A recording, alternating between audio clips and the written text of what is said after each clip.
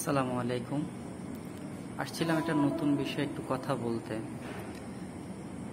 বিশেষ করে আমার ফেসবুক জুড়েই, নিউজ ফিড জুড়েই শুভাকাঙ্ক্ষী কিংবা বড় ভাই কিংবা নিকট খুব কাছের লোকগুলো থেকেই একটা বিষয় নিয়ে খুব আলোচনা সমালোচনা হচ্ছে।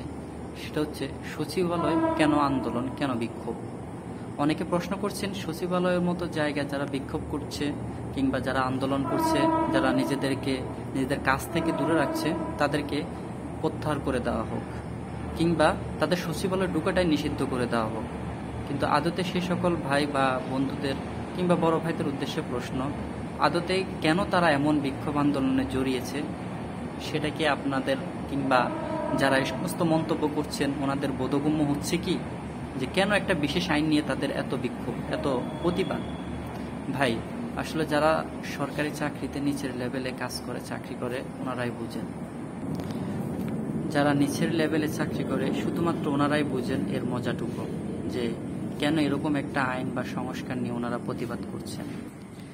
এর আগে আমি একটা বিশেষ প্রশ্ন করি আপনাদের উদ্দেশ্যে।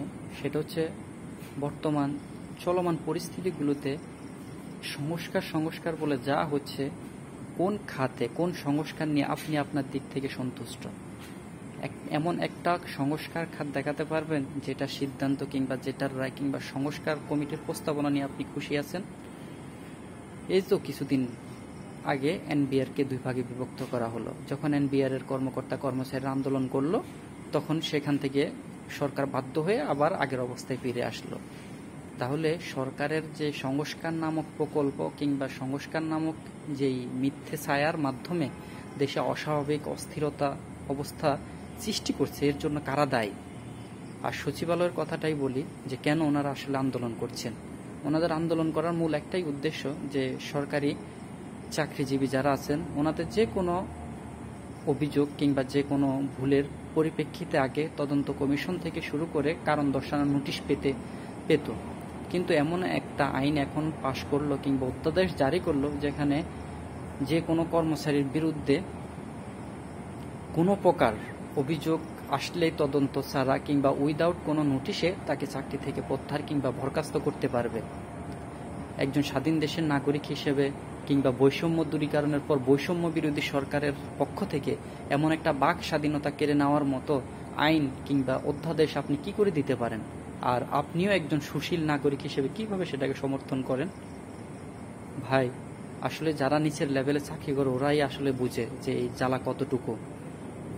এখানে প্রজাতন্ত্রের চাকর যারা, এরা প্রজাতন্ত্রের চেয়ে তাদের অধীনস্থ বা উপরস্থ যে কর্মকর্তা আছেন ওনাদেরই দাসত্ব আর গোলামি করতে করতে দিন যায়।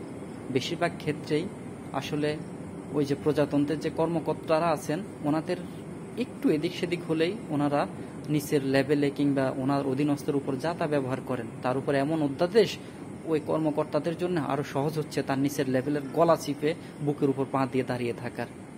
একজন মানুষ হিসেবে আপনি চিন্তা করেন, যখন এটা প্রজাতন্ত্রের চাকর হিসেবে মানুষের রাষ্ট্রীয় সেবা দেওয়ার উদ্দেশ্যে যেখানে আমাকে সরকার নিয়োগ দেয়, সেখানে আমি মানুষের কিংবা রাষ্ট্রের কাজ না করে যখন কারো ব্যক্তি মন খুশি করার জন্য কাজ করি, তখন সেটা আমার রাষ্ট্রের প্রতি আমার কতটুকু দায়বদ্ধতা পালন করা হলো কিংবা রাষ্ট্রের প্রতি আমি কতটুকু কৃতজ্ঞ বা আনুগত্য করলাম।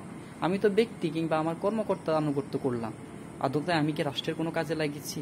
কিংবা রাষ্ট্রের যে কর্মকর্তারা আছেন ওনারা এটাই চান যে সব সময় ওনাদের গোলামি করুক, ওনাদের দাসত্ব করুক ওনাদের চাকররা বা প্রজাতন্ত্রের চাকররা। তাহলে যেখানে প্রজাতন্ত্রের গোলামি করার উদ্দেশ্যে আমার নিয়োগ, সেখানে তা না করে যদি আমি কর্মকর্তার গোলামি করি, তাহলে সেখানে আপনি কতটুকু বৈধতা দিবেন? কতটুকু আপনি আপনার সুশীল বিবেককে আপনি প্রশ্ন করবেন যে আদতে অধ্যাদেশ ঠিক আছে কিনা? ভাই, আসলে আমরা অনেকে অনেক কিছু জানি না, কিংবা জানলেও সেগুলো আমরা অনেক সময় এড়িয়ে যাই। বর্তমান যে সংস্কারের যে বিষয়গুলা, প্রত্যেকটা সংস্কারের বিপক্ষে সব সময় প্রতিবাদ হচ্ছে। তাহলে এই সংস্কারগুলো কার মাধ্যমে হচ্ছে একটু চিন্তা করেন। এগুলো নিশ্চয়ই আমাদের উপরস্থ যে আমলারা আছেন ওনারাই করছেন। তাহলে ওনারা কেন করছেন? দেশ থেকে কেবল সদ্য বিদায়ী ফ্যাসিস্ট সরকার গেল কয়েক মাস হলো, এর ভিতরে দেশে এত অরাজকতা সৃষ্টি, এটার লক্ষণ কি আসলে কোনো শুভ লক্ষণ? আপনি কি মনে করেন এই যে সংস্কারগুলো কোনো শুভ দৃষ্টি বা শুভ শক্তির ইঙ্গিত দিচ্ছে? নাকি আবার অশুভ শক্তিকে ফিরিয়ে আনার অপচেষ্টা চালানো হচ্ছে? প্রশ্ন রইল। ধন্যবাদ।